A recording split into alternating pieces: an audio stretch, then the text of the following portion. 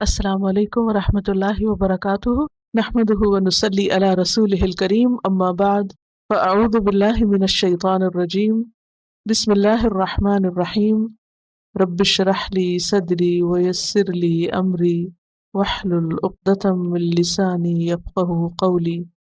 او کلما، کیا بھلا جب کبھی، کلما جو ہے یہ حرف شرط ہے، آہدو انہوں نے عہد باندھا، عہد کیا، عین ہا دال اس کا روٹ ہے، عہد یعاہد معاہدہ، معاہدہ کا لفظ آپ نے پڑھا ہوگا، عہدن کوئی بھی عہد، نبذہ پھینک دیا اس کو، نبذ ینبذ کسی چیز کو قابل توجہ نہ سمجھ کے پھینک دینا، کسی چیز کو کیوں پھینک دینا، حقیر ہے، قابل توجہ نہیں، بس پش ڈال دینا، ٹو تھرو، فریقن ایک گروہ نے، پارٹی نے، منہم ان میں سے، بلکہ اکثرہم اکثر ان کے، ان کی اکثریت، موسٹ آف دیم، لا یؤمنون نہیں وہ ایمان لاتے۔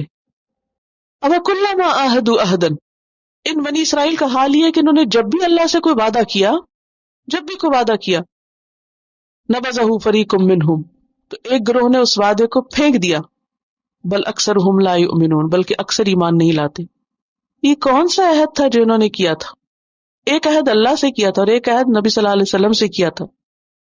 نبی صلی اللہ علیہ وسلم جب مدینہ میں گئے تھے تو ایک ٹریٹی ہوئی تھی، ایک میثاق ہوا تھا، مشہور میثاق ہے تاریخ میں، کیا نام ہے اس کا؟ میثاق مدینہ، ٹریٹی آف مدینہ۔ اس میں 3 گروہ تھے، ایک مشرکین عرب جو مدینہ میں تھے، ایک یہود تھے اور تیسرے مسلمان، نبی صلی اللہ علیہ وسلم، آپ اور آپ کے ساتھی، ان تینوں کے درمیان ایک ایگریمنٹ ہوا تھا، اور وہ ایگریمنٹ کیا تھا؟ اس کے کئی شکے کلازز ہیں، لیکن اس سے ایک اہم بات یہ تھی کہ اگر باہر سے کوئی حملہ آور ہوگا تو کیا کریں گے؟ سارے مل کر اس کا مقابلہ کریں گے۔ لیکن کیا ہوا جنگ بدر میں، جنگ احد میں اور بعد میں؟ کبھی یہود نے آپ کے ساتھ مل کر جنگ کی مشرکین مکہ کے خلاف؟ نہیں۔ تو اس کی طرف اشارہ ہے کہ جب بھی انہوں نے کوئی عہد کیا، نبذہ فریق منہم، ان کے ایک گروہ نے اس عہد کو پھینک دیا۔ اللہ سے کیا عہد تھا؟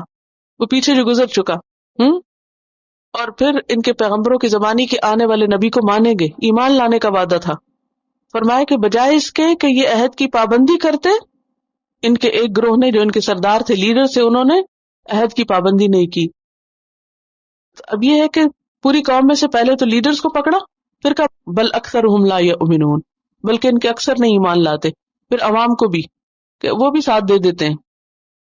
تو اس آیت سے ایک بات یہ پتہ چلتی ہے کہ عہد خواہ اللہ سے ہو یا بندوں سے ہو، اس کو پورا کرنا ضروری ہوتا ہے، کمٹمنٹ ضروری ہوتی ہے، کیونکہ آخر میں کہا نا اکثریت ایمان نہیں لاتی، تو ایمان اور عہد لازم و ملزوم ہے۔ حدیث میں آتا ہے لا ایمان لمن لا عہد لہ، اس کا ایمان نہیں جو عہد نہ پورا کرے، جو وعدہ پورا نہ کرے اس کا ایمان ہی کوئی نہیں۔ وہ کون ہے؟ بے ایمان، اردو میں کہتے ہیں نا بے ایمان، تو بے ایمان ہم کہتے ہیں دھوکے باز کو، یعنی جو غدر کرے، دھوکا کرے، وعدہ نہ پورا کرے۔ اوفوا بالعہد ان العہد کان مسئولا، وعدہ پورا کرو کیونکہ وعدہ کی پوچھ ہوگی۔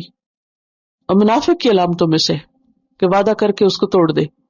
سبحانک اللہم وبحمدک نشہد ان لا الہ الا انت نستغفرک ونتوب الیک۔